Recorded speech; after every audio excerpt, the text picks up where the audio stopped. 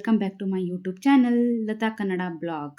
ಎಲ್ಲರೂ ಹೇಗಿದ್ದೀರಾ, ಚೆನ್ನಾಗಿದ್ದೀರಾ ಅಂತ ಅಂದ್ಕೊಳ್ತಾ ನನ್ನ ಈ ಬ್ಲಾಗನ್ನು ಸ್ಟಾರ್ಟ್ ಮಾಡ್ತಾ ಇದ್ದೇನೆ. ಈ ಬ್ಲಾಗ್ ಬಂದು ಸೋಮವಾರ, ಮಂಗಳವಾರ, ಬುಧವಾರ 3 ದಿನದ ಬ್ಲಾಗ್ ಆಗಿದೆ. ಈ ಬುಲ್ಬುಲ್ ಪಕ್ಷಿ ಗೂಡು ಕಟ್ಟಲಿಕ್ಕೆ ನಮ್ಮನೆ ದಿನ ಬರ್ತಾ ಇತ್ತು. ಒಂದು ವಾರದಿಂದ ಇದು ಜಾಗ ನೋಡ್ತಾ ಇತ್ತು.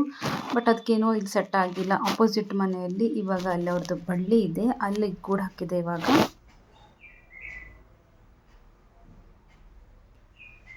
ಸೋಮವಾರ ನಾವು ಹಾಸ್ಪಿಟಲ್ಗೆ ಅಂತ ಹೋಗಿದ್ವಿ. 1 ವರ್ಷ ಆಗಿತ್ತು ನಾನು ಆಪರೇಷನ್ ಆದಮೇಲೆ ಹಾಸ್ಪಿಟಲಿಗೆ ಹೋಗಿಲ್ಲಾಗಿತ್ತು. ಹಾಗಾಗಿ ಒಂದ್ಸರಿ ಚೆಕಪ್ಪಿಗೆ ಅಂತ ಹೇಳಿ ನಾನು ಹಾಸ್ಪಿಟಲ್ ಹೋಗಿದ್ದೆ.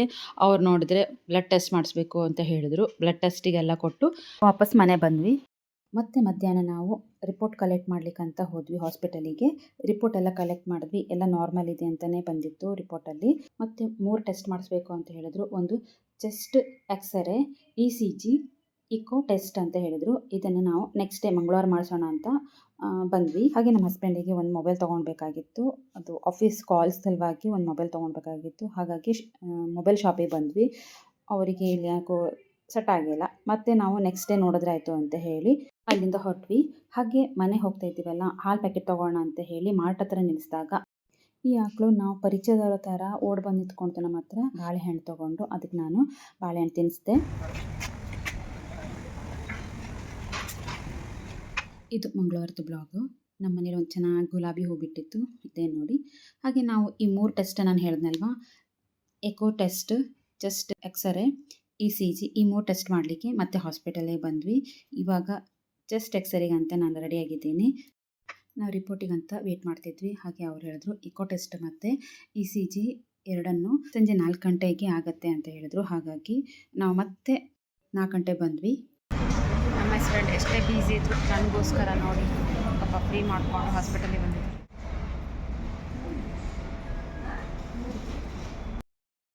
ಇವಾಗ 4:15 ECG ಮಾಡಿಸ್ಕೊಂಡು ಬಂದಿದ್ದೀನಿ.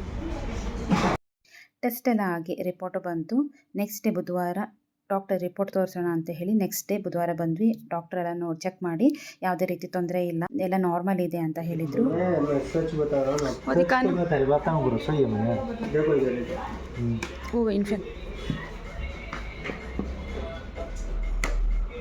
इधर सारा है, देखो ये 70 ये सारा मॉडल अलग अलग है, ठीक है. मैं आपको जो दे रहा हूँ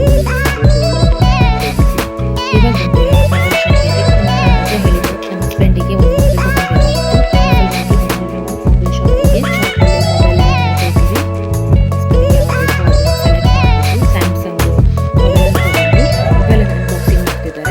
Samsung Galaxy A17 5G mobile ತಗೊಂಡಿರೋದು.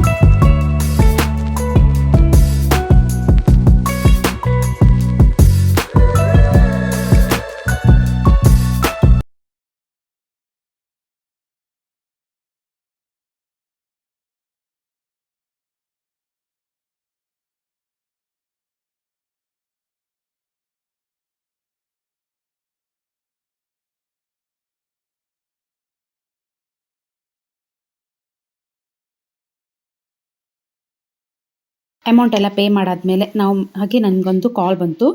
ಏನಂದರೆ ಒಂದು ಮಾಪಿಂಗನ್ನು ನಮ್ಮ ಹಸ್ಬೆಂಡ್ ಆನ್ಲೈನಿಂದ ಪರ್ಚೇಸ್ ಮಾಡಿದರು. ಅದು ನೋಡಿದ್ರೆ ಡಿಫೆಕ್ಟಿವ್ ಪೀಸ್ ಆಗಿತ್ತು. ಅದೇನಂತ ನಾನು ಮುಂದೆ ತೋರಿಸ್ತೀನಿ. ಹಾಗೆ ಮನೆ ಹೋಗ್ತಾ ಊಟ ಮಾಡಿಕೊಂಡೆ ಹೋಗೋಣ ಹೋಟೆಲಲ್ಲಿ ಅಂತ ಹೇಳಿ ನಾನು ಸೌತ್ ಇಂಡಿಯನ್ ಮೀಲ್ಸ್ ತೊಗೊಂಡಿದ್ದೆ. ನಮ್ಮ ಹಸ್ಬೆಂಡ್ ನಾರ್ತ್ ಇಂಡಿಯನ್ ಮೀಲ್ಸ್ ತೊಗೊಂಡಿದ್ರು. ಹಾಯ್ ಗಾಯ್ಸ್, ನಮ್ಮ ಹಸ್ಬೆಂಡ್ ಒಂದು ಆನ್ಲೈನಿಂದ ಬುಕ್ ಮಾಡಿದ್ರು ಮಾಪಿಂಗ್. ಅದು ಹಾಳಾಯಿತು ಅಂತೇಳಿ ಹೊಸದೊಂದು ಆರ್ಡರ್ ಮಾಡಿದ್ರು. ಅದು ನೋಡಿದ್ರೆ ರಾಂಗ್ ಡಿಫೆಕ್ಟಿವ್ ಬಂದಿದೆ ಐಟಮ್. ಹಿಲಾರವಾದ ಮೊಬೈಲ್ದು ತೋರಿಸ್ತೀನಿ ನೋಡಿ ಯಾವುದಂತ ಹೇಳಿ, ಹೇಗೆ ಯಾವ ರೀತಿ ಡಿಫೆಕ್ಟಿವ್ ಇದೆ ಅಂತ ಹೇಳಿ. ಇದು ನೋಡಿ, ಇದು ಬಕೆಟ್.